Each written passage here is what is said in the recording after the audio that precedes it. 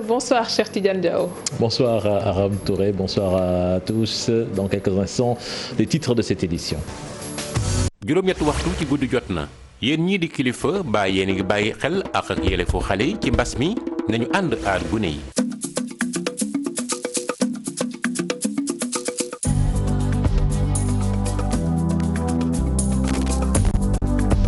C'est parti pour le sommaire de cette édition. Le Sénégal encore endeuillé ce vendredi par le rappel à Dieu du khalife de Thiénaba. Mame Cheikh Ahmed Tidiane Seck repose désormais aux côtés de son grand-père fondateur de la cité religieuse. À Tivaouane, Serigne Mansour Sy Djamil devient le nouveau porte-parole du khalife général des Tidianes. La nouvelle a été rendue officielle ce vendredi. 4 nouveaux décès liés au coronavirus enregistrés ce vendredi au Sénégal. 121 nouvelles contaminations notées, dont 27 issues de la transmission communautaire. Et puis Sadio Mané, premier Sénégalais champion d'Angleterre, l'international sénégalais a permis à Liverpool de renouer avec le titre de champion 30 ans après son dernier sacre. Nous essaierons d'entrer en contact avec lui dans cette édition. Voilà le sommaire de ce 20h. Tout de suite le développement.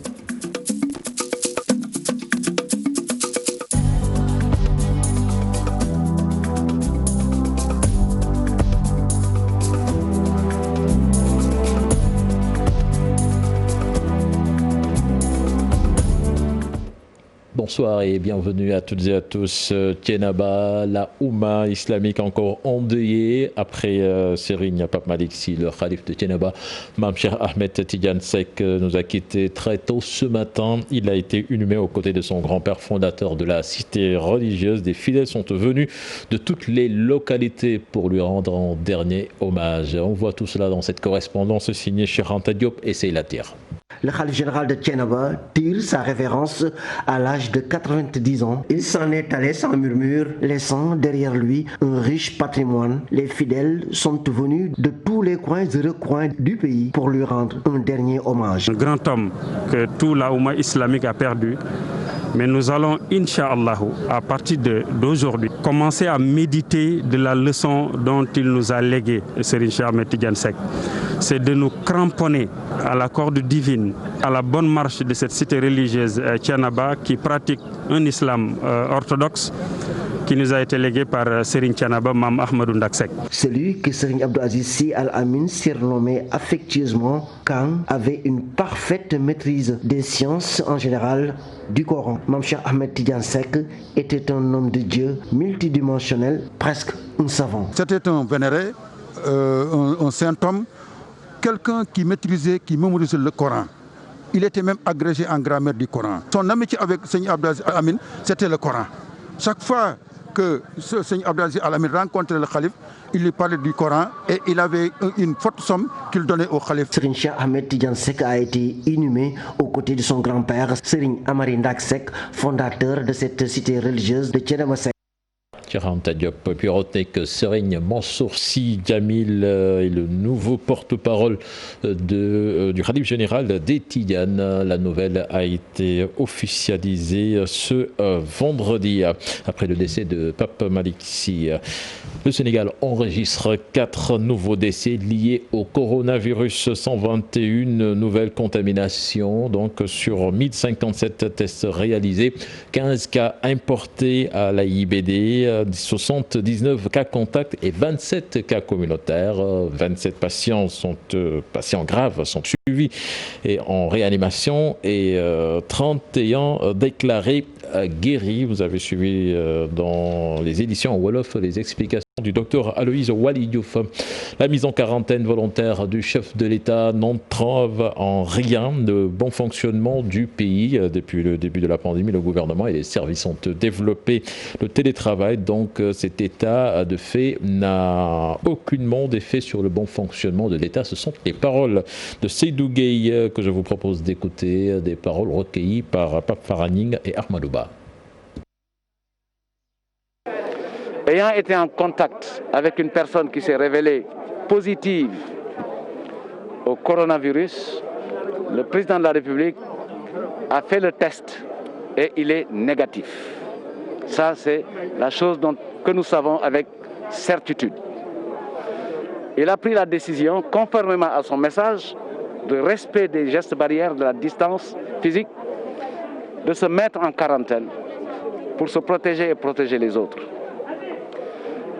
Cette situation ne porte aucune conséquence sur le fonctionnement de l'État, puisque depuis le début de la pandémie, l'État du Sénégal s'est donné tous les moyens pour développer les mécanismes de travail à distance. Les conseils de ministres se tiennent en visioconférence. D'autres instances qui impliquent la présence du chef de l'État se passent ainsi, et des rencontres internationales au niveau de l'Union africaine, de la CEDEAO et d'autres espaces comme l'UEMOA ont été organisés sur ce format. Donc pas de problème, le fonctionnement de l'État est assuré, garanti. Il n'y a aucune difficulté à ce que les choses ne se passent pas correctement. Et puis la reprise des cours chez les classes d'examen effectives depuis hier à Kaolack. Les enseignants ont tous répondu présents et au maximum 20 élèves par classe. Le principal du CM, Waldiodio, se réjouit des conditions de reprise et de la note dotée par la mission d'inspection. C'est ce que nous allons voir dans cette correspondance signée Ibrahima Diamé et Faligay.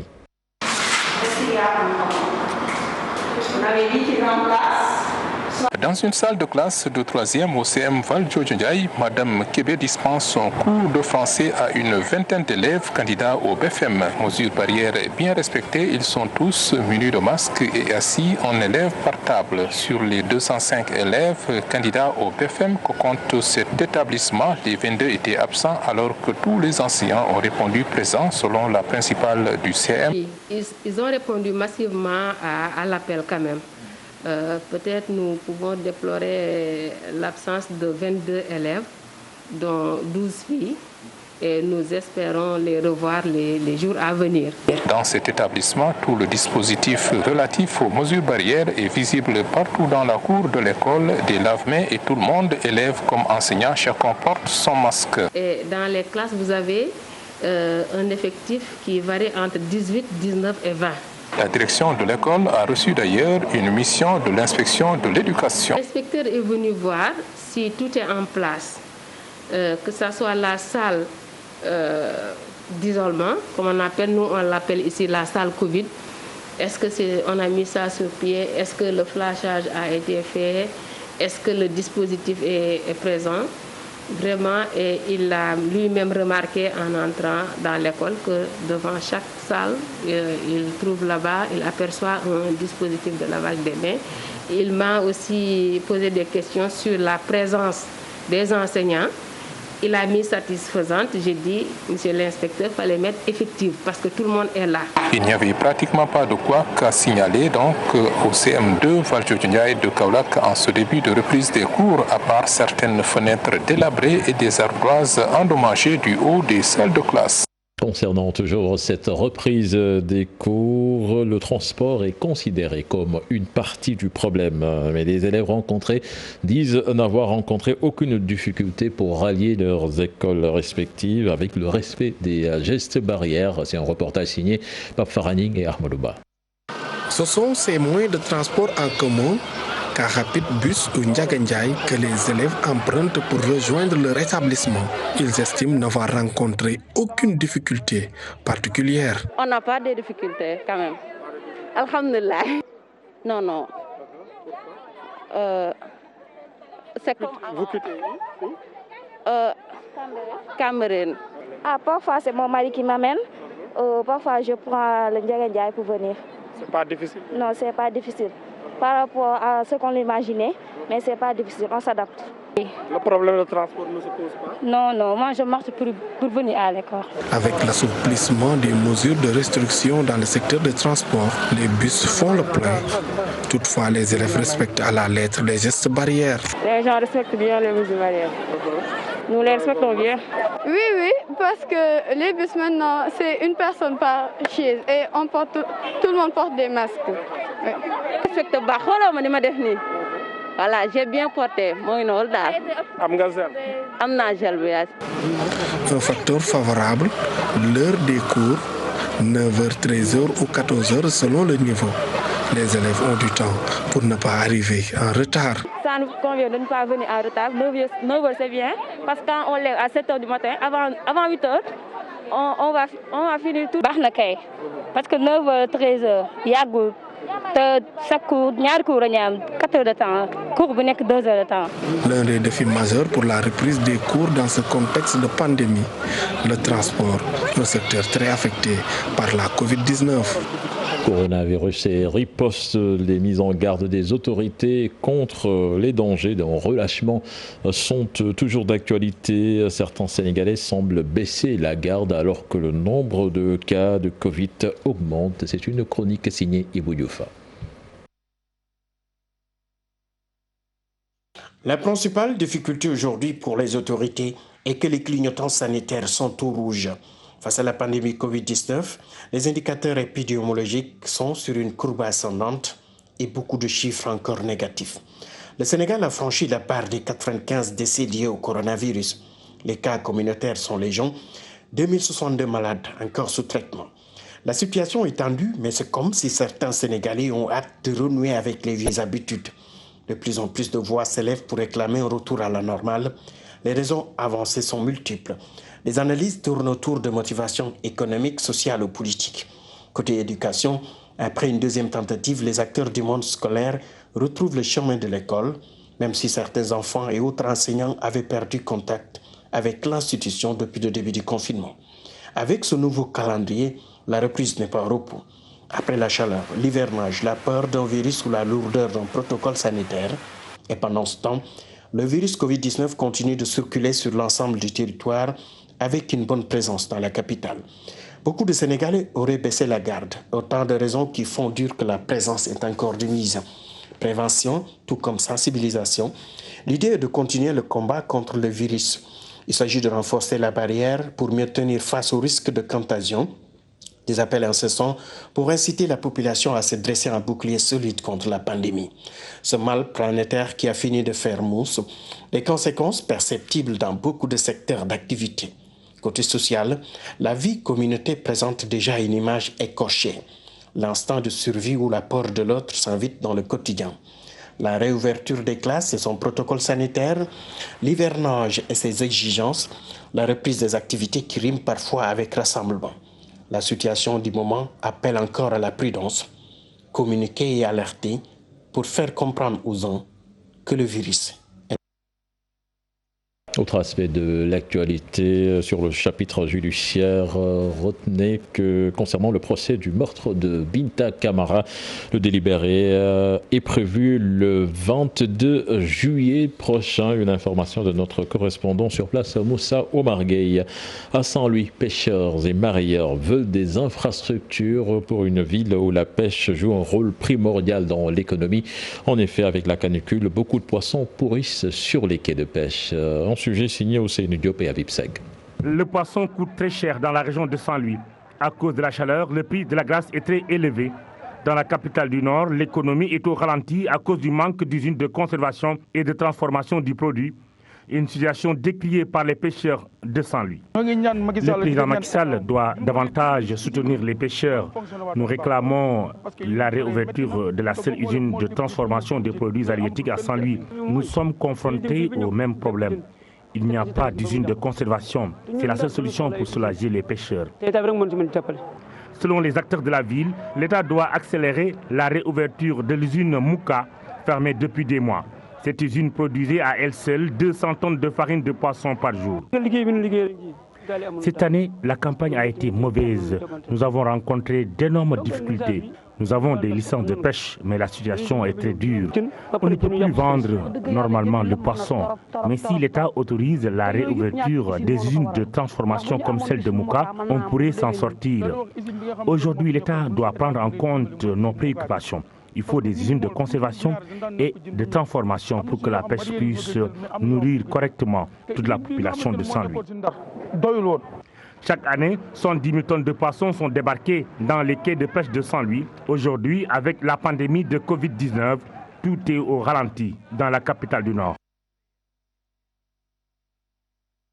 Et puis assurer la souveraineté alimentaire du Sénégal après la crise du coronavirus, c'est l'objectif visé par l'État qui a injecté pour commencer 60 milliards dans le secteur de l'agriculture dont la campagne a bien démarré. C'est le ministre de l'Agriculture qui l'a annoncé à Djibélor, c'était dans la région de Ziguinchor, après avoir pris part au lancement de la campagne de commercialisation de l'anacarde. Boubacar Diassi, Lamine Magnan.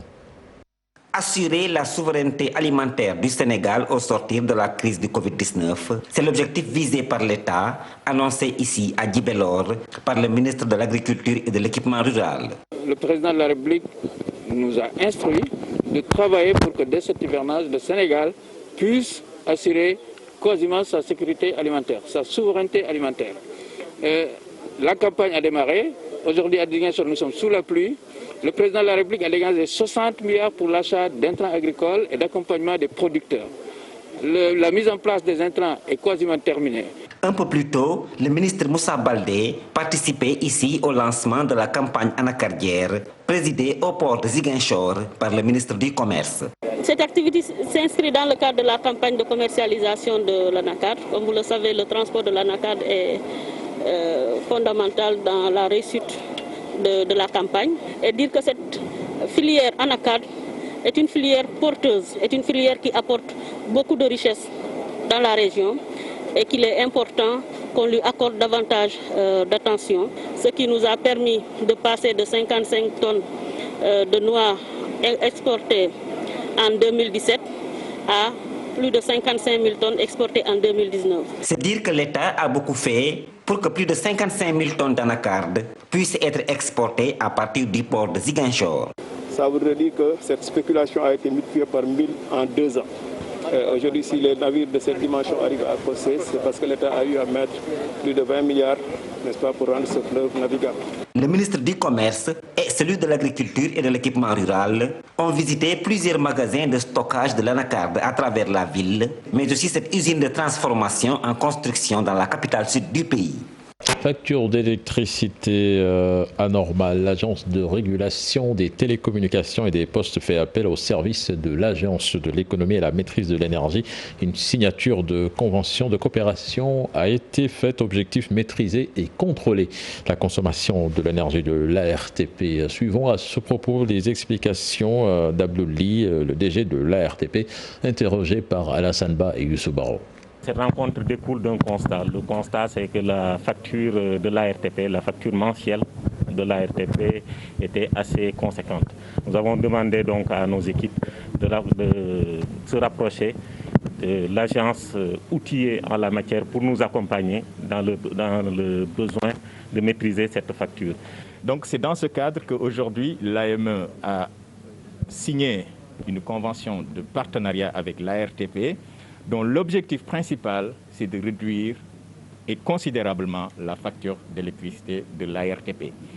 Mais au-delà de ça, d'accompagner l'ARTP à travers des audits énergétiques pour avoir des systèmes plus intelligents, plus performants et beaucoup plus économes en termes de consommation d'énergie.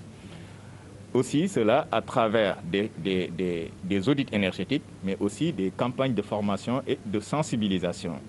Donc je peux vous garantir que à partir d'aujourd'hui, les équipes techniques de l'AME seront déployées au niveau et travailleront en collaboration avec les équipes de l'ARTP pour travailler dans un premier temps sur l'analyse des factures d'électricité et véritablement un gain considérable est déjà garanti. Le comité d'initiative pour l'annulation de la dette publique africaine a procédé au lancement officiel de ses activités. Rencontre tenue à la Chambre de commerce de Dakar. Son porte-parole, Elhadji Momar Samb, déclare qu'à travers cette initiative, c'est toute l'économie africaine qu'il vise à booster et donner plus d'opportunités à la jeunesse. Je vous propose de l'écouter au micro de Youssou Baro. Nous contractons des dettes pour assurer l'investissement pour notre développement dans les différents domaines sociaux, économiques, etc. Et je dois dire qu'il faut bien tenir compte du fait que dans notre pays, comme dans d'autres pays, je donne l'exemple du Sénégal, la dette est le premier poste budgétaire Ça signifie que c'est presque 14% de nos revenus budgétaires. Et en 2019 déjà, nous étions autour de 700 et quelques, 760 milliards que nous payons chaque année. Il y a le principal, mais il y a aussi les intérêts, les services de la dette. Imaginez qu'on efface cette dette. Ça signifie que sur 5 ans, sinon plus, chaque année, nous avons des ressources de l'ordre de plus de 700 milliards que nous pouvons investir ailleurs. Et nous, comité d'initiative, ce que nous voulons, c'est justement que ces ressources puissent nous permettre de lutter contre la pandémie, mais puissent nous permettre également d'investir dans le domaine de la santé, de l'éducation, mais aussi de répondre aux besoins élémentaires des populations. L'accès universel à l'eau, l'accès universel à l'électricité, l'accès universel à l'Internet, la maîtrise de l'eau pour... La page des sports à présent, je vous l'annonçais dans les titres, Liverpool champion d'Angleterre. C'est effectif depuis hier avec Sadio Mané qui devient le premier Sénégalais donc champion d'Angleterre. Justement, nous sommes en ligne avec l'international sénégalais. Sadio Mané, bonsoir. Bonsoir Stéphane, vous allez bien? Ça va très bien, félicitations. Merci. Voilà, mais Sadio, donc Liverpool qui renoue avec le titre de champion après 30 longues années. Comment réalisez-vous cet exploit? Ouais, impérativement, ça a été un moment unique et vraiment magique. Et même hier, puisqu'on a suivi le match ensemble, c'était avec un grand plaisir de devenir champion en fait. Et vraiment, on est fiers, en même temps, on est vraiment heureux de remporter ce trophée tant attendu. Et justement, en un moment, est-ce que vous avez douté avec cette pandémie, cette longue arrêt? Mais finalement, le titre est là, le bonheur total. Ouais, franchement, c'est comme je l'ai dit tout à l'heure, c'est juste magique, Il faut être là pour voir comment ils font les supporters toute la ville. C'est incroyable. Il y a partout, il y a comme la fête en ce moment. Tu vois les gens comment ils sont dans les lieux publics et surtout le coach qui est là en train de danser comme on de 18 ans, je ne sais pas, 20 ans ou 30 ans. C'est incroyable de les voir aussi heureux. Et vous, personnellement, vous continuez à décrire l'histoire footballistique de ce pays. Vous devenez ainsi le premier Sénégalais à être champion d'Angleterre avec Liverpool. On imagine que c'est une grosse satisfaction personnelle. Ouais, vraiment, je suis vraiment heureux. En même temps, je suis fier. Et comme je l'ai dit, ce trophée, encore une fois, c'est pour tout le peuple sénégalais. Vous savez, moi, je suis là, je suis en train de défendre les couleurs de notre pays, surtout toute l'Afrique. Donc, à ce stade, je suis juste honoré et surtout de voir tous les Sénégalais, tout le peuple sénégalais derrière nous et à nous supporter et à prier pour nous. Donc, on va essayer de faire notre part, c'est-à-dire de nous donner à fond tous les jours à l'entraînement, que ce soit un match pour les rendre fiers. Voilà, Sadio, une dernière question. Après la Ligue des Champions, vous gagnez le championnat d'Angleterre avec Liverpool. Vous avez fait le tour ou il vous reste encore des objectifs avec les Reds? Ouais, vous savez, vous savez, moi je suis au service de mon club. Et surtout le football, vous savez comment ça se passe, mais il faut avoir faim tous les jours. Essayer de tirer tout le temps le meilleur de toi-même. Vous savez, on a gagné la Ligue des Champions l'année dernière, le championnat cette année. Comme je l'ai dit tout à l'heure, les records sont là à battre et surtout, à être là performant et à faire le mieux de toi-même tous les jours. Une toute dernière question. Liverpool malheureusement éliminé de la Ligue européenne des champions, mais quand même il y a ce ballon d'or à aller chercher. Est-ce que vous y croyez? Vous savez, ça, comme je l'ai dit, ça a toujours été un rêve pour moi, un rêve de gamin. Donc, vous savez, j'ai encore quelques à tout en chacun. Et je crois que le football, tout peut arriver. Donc, quand aujourd'hui j'ai une chance à saisir, pourquoi pas. Donc, je vais essayer de donner le meilleur de moi-même, surtout à être plus professionnel possible et essayer de me pousser vers l'avant pour pouvoir un jour rendre tout le peuple sénégalais qui attend ce ballon d'or encore. Et c'est mon rêve. Honnêtement, c'est mon rêve et je vais essayer de donner de faire tout le maximum et pour pouvoir un jour rendre tout le peuple sénégalais tout en restant sur le service du collectif. Voilà. Merci à vous, Sadio Mané.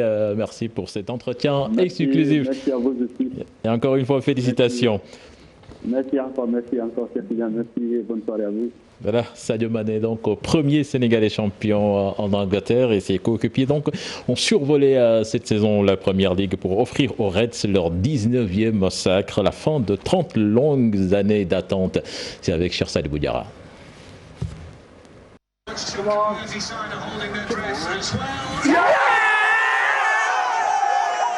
Le Liverpool de Sadio Mané sur le toit de l'Angleterre.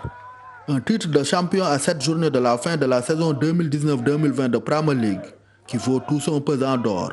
Il met fin à l'attente qui dure depuis le sacre en 1990 et récompense la saison aboutie des Reds sur les pelouses d'Angleterre. Le capitaine Virgil van Dijk et ses équipiers ont en effet écrasé la concurrence. Plus de 20 points d'écart avec le Dauphin, 28 victoires sur 31 possibles, 2 nuls, une seule défaite, 70 buts inscrits, 21 encaissés alors qu'il reste cette rencontre à jouer. Liverpool est un beau champion, flamboyant, historique, les superlatifs ne manquent pas. Modélé par l'entraîneur Jürgen Klopp, adepte d'un football débridé et résolument au sein des favoris du magnifique public d'Anfield, des individualités brillent également. Le gardien de but Alisson Becker, les défenseurs Alexander-Arnold et Van Dijk, le milieu de terrain Fabinho et le trio d'attaque Salah, Firmino, Mané. Le co-meilleur buteur de la Premier League la saison dernière, Salah 17 buts et Mané 15 buts cette année, sont encore dans la course pour cette récompense individuelle. En participant activement à la fin de l'attente d'un sacre national pour Liverpool, Sadio Mané entre un peu plus dans la légende. Il est le premier Sénégalais champion d'Angleterre. Voilà, merci à vous, cher Sadibou Diarra. C'est la fin de cette édition. Mais avant de remettre l'antenne à Aram, tout d'abord, ce démenti venant de Tivaouane, Serigne Mansour Sy Djamil, donc, qui n'est pas pour le moment le nouveau porte-parole du khalife général des Tidianes. Une information qu'on qualifie de fake news. Certainement, nous y reviendrons dans nos prochaines éditions. À vous, l'antenne, Aram, pour la deuxième partie de Soir d'Info. Merci bien, cher